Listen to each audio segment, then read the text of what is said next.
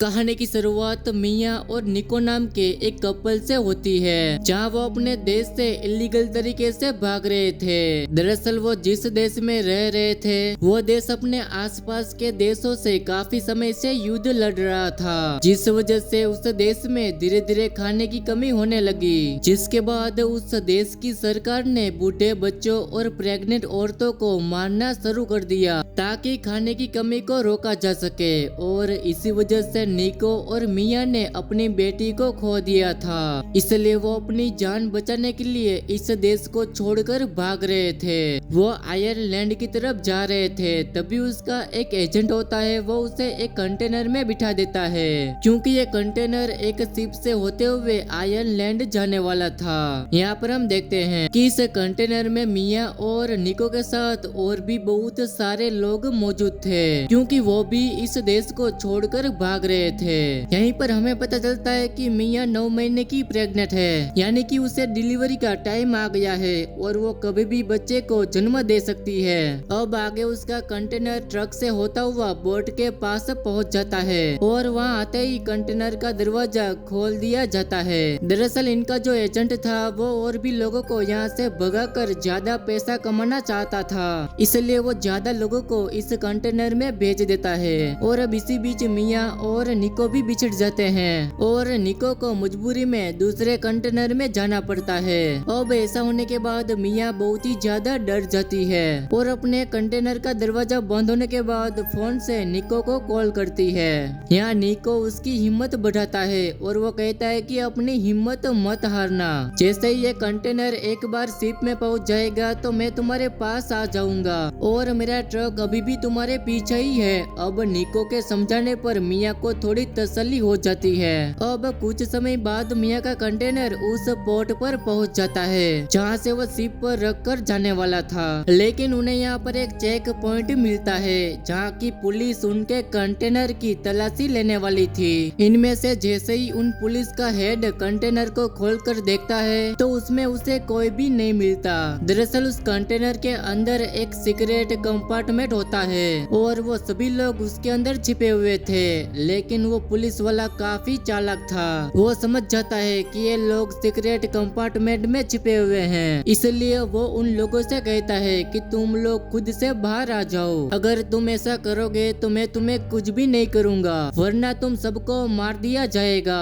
और तभी डर के मारे एक लड़की उस सीक्रेट कंपार्टमेंट का दरवाजा खोल देती है। मिया को यहाँ पर कुछ भी ठीक नहीं लग रहा था, इसलिए वो वहाँ पर रखे 2 ऊंचे बॉक्सेस के ऊपर चढ़ जाती है ताकि नीचे खड़े लोग उसे ना देख पाए। लेकिन उसका दरवाजा खोलते ही कंपार्टमेंट में जितने भी लोग थे उन सभी को गोली से मार देते हैं, जिसके बाद सभी पुलिस वाले ने उन सभी की लाशों को निकालकर बाहर फेंक दी। लेकिन मिया अभी भी डरी हुई थी और वो बॉक्स के ऊपर छिपी हुई थी। अब वो पुलिस वाले कंटेनर से निकलकर उसे बंद कर देते हैं। मिया अभी भी डरी हुई कंटेनर के अंदर छिपी होती है। अब थोड़ी देर के बाद मिया के कंटेनर को उस शिप पर लोड कर दिया जाता है और मिया का शिप आयरलैंड निकल पड़ता है। अब मिया कंटेनर में बैठी हुई वहाँ के कुछ सामान को चेक करती है। यहाँ पर उसे कुछ खाने का सामान, एक ड्रिल मशीन और एक फोन मिलता है। अब धीरे धीरे रात हो जाती है और मिया को नींद आने लगती है, इसलिए वो सो जाती है। तब भी आधी रात को मिया की नींद खुलती है, क्योंकि उसका कंटेनर जोर जोर से हिल रहा था। और अब जैसे ही वो कंटेनर में बने छेद से बाहर देखती है तो वो पाती है कि उसका शिप बहुत ही भयानक तूफान से गुजर रहा है और तूफान भी भयानक होता जा रहा था। आखिर में वही होता है जो नहीं होना था, ये शिप पूरा पलट जाता है, जिसके बाद शिप पर रखे सभी कंटेनर एक के बाद एक समुद्र में गिरने लगते हैं। और अब जैसे ही मिया का कंटेनर समुद्र में गिरता है तो उसे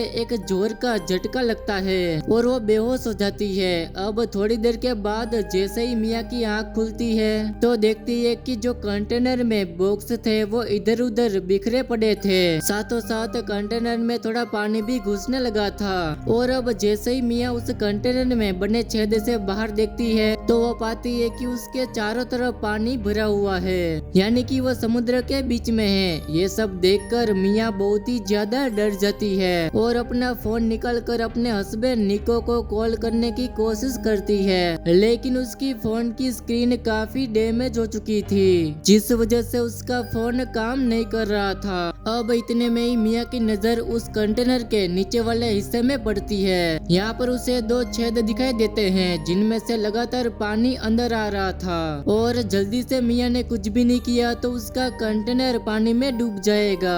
इसलिए मिया एक बॉक्स को खोलकर चेक करती है जिसमें किसी में ईयरफोन तो किसी में टीवी और किसी में कपड़े थे और शराब की बोतल भी थी। तभी यहाँ पर मिया को टैब मिलती है और उन टैब से दोनों छेद को बंद कर देती है। तभी वहाँ पर मिया को अचानक से बाहर से किसी की चिल्लाने की आवाज सुनाई देती है और मिया जैसे ही बाहर देखती है तो वो पाती है कि ये वही कंटेनर है जिसमें उसका हस्बैंड निको था। लेकिन मिया के देखते ही देखते वो कंटेनर पानी में डूब जाता है। ये देखकर मिया बहुत ही ज्यादा घबरा जाती है और दूसरे फोन में सिम डालकर अपने हस्बैंड को कॉल करती है, लेकिन उससे कोई फायदा नहीं होता। अब अपने ही आंखों के सामने अपने ही हस्बैंड को मरता देखकर मिया पूरी तरीके से टूट जाती है और वो अपने हालातों से इतना परेशान हो चुकी थी कि वो एक बार सुसाइड के बारे में भी डिसाइड करती है, लेकिन अपने बच्चे को याद करके वो एक ख्याल अपने मन से निकाल देती है। खैर अब थक कर मिया उस रात वहीं पर ही सो जाती है।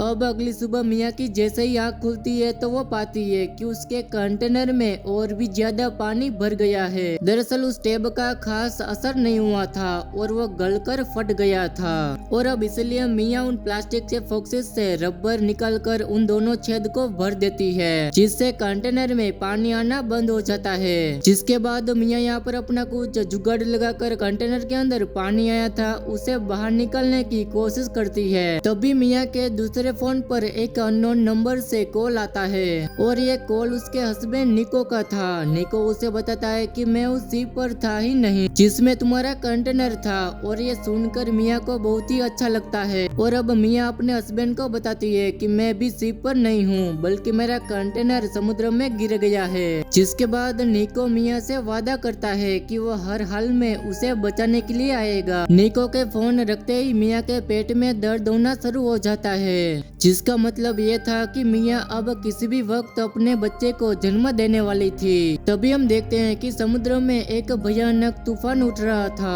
और वो तूफान अपना पूरा असर उस कंटेनर में भी दिखा रहा था, जहाँ पर वो पूरा कंटेनर उस तूफान की वजह से जोर जोर से हिल रहा था और साथों साथ तेजी से उस कंटेनर में पानी भी भरता जा रहा था। और अब इसी बीच मिया अपनी एक बेटी को जन्म देती है जिसका नाम वो नोवा रखती है और मिया अपने कठिन समय में भी किसी तरह से उस बच्ची को संभालती है। अब किसी तरह से सुबह हो जाती है और हम देखते हैं कि नोवा रोना बंद ही नहीं कर रहा था और साथों साथ मिया का खाना भी खत्म होने वाला था। खैर तभी मिया को यहाँ पर एक आइडिया आता है, क्यों ना वो ड्रिल मशीन से इस कंटेनर के छत पर एक छेद बना दे ताकि वो कंटेनर से बाहर निकल कर कोई मदद दे सके। जिसके बाद मिया कंटेनर में ड्रिल करना शुरू कर देती है, लेकिन काम पूरा होने से पहले ही मिया की ड्रिल मशीन काम करना बंद कर देती है। इसके बाद मिया छोटे चाकू से उस कंटेनर को काटने लगती है, लेकिन इतने छोटे चाकू से इतना मोटा लोहा काटते हुए मिया के हाथों में छाले पड़ जाते हैं। लेकिन मिया हार नहीं मानती और वो उस कंटेनर को काटने में कामयाब हो जाती है। और अब जैसे ही मिया उस कंटेनर से बाहर आकर खुले आसमान के नीचे बैठती है तो उसे बहुत ही अच्छा लगता है, क्योंकि वो कई दिनों के बाद सूरज के किरणों को महसूस कर रही थी। इसके बाद मिया अपनी बेटी को भी ऊपर ले आती है और धूप सेकने के बाद वो भी रोना बंद कर देती है। अब यहाँ पर मिया को समुद्र में कुछ मछलियाँ दिखाई देती है जिन्हें वो पकड़ने की कोशिश करती है, लेकिन शुरुआत में वो एक भी मछली नहीं पकड़ पाती। और अब उसी वक्त मिया को आसमान में एक प्लेन जाता हुआ दिखाई देता है, जिसके बाद वो टीवी की स्क्रीन तोड़कर लाती है, लेकिन वो जैसे ही बाहर निकल रही थी तो उसका पैर बुरी तरीके से फट जाता है, जिससे उसे बहुत ही ज्यादा दर्द होता है। लेकिन वो फिर भी शीशे की चमक को प्लेन की तरफ दिखाती है, लेकिन इसका कोई भी फायदा नहीं होता। अब वो अपने जख्म के खून को बहने से रोकने के लिए पहले तो उसे शराब से साफ साफ करती है और बाद में अपने जख्मों को सिल देती है और ऐसा करने से मियाँ को बहुत ही दर्द होता है। तभी यहाँ पर मियाँ को एक आइडिया आता है कि क्यों ना उन ईयरफोन केबल से वो एक जाल बना ले जिससे कि उन मछलियों को आसानी से पकड़ सके। और अब मियाँ ऐसा ही करती है और वो एक जाल तैयार करती है और अब ऐसा करने से वो आसानी से मछलियों को पकड़ पा रही थी और खाने का इंतजाम मछली से हो जाता है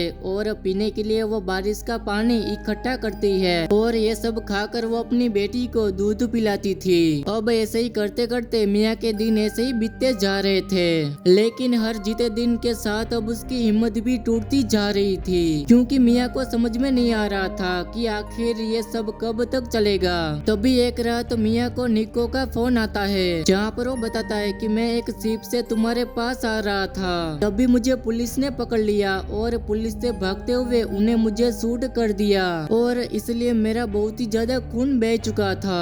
वो मियाँ से माफी मांगते हुए कहता है कि मियाँ मैं तुम्हें बचाने नहीं आ सकता, लेकिन तुम हिम्मत मत हारना, तुम्हें खुद मुझ तक आना होगा। अब जाने से पहले मियाँ निको की उसकी बेटी नोवा से बात कराती है और फिर उसके फोन की बैटरी खत्म हो जाती है और अब ये सुनने के बाद मियाँ और भी ज्यादा टूट जाती है क्योंकि उसे समझ में नहीं आ रहा था कि वो करे तो क्या करे, लेकिन फिर भी मियाँ को किसी तरह से अपनी बच्ची के लिए जीना था और मियाँ अभी भी इसलिए ही थी क्योंकि वो किसी भी हाल में अपनी बच्ची को बचाना चाहती थी। अब अगले दिन सुबह होती है तो मियाँ उस प्लास्टिक के बॉक्स से एक छोटी नाव बनाती है ताकि वो किसी भी तरह से अपनी बेटी नोवा को बचा सके। अब इन नाव को बनाते बनाते रात हो जाती है।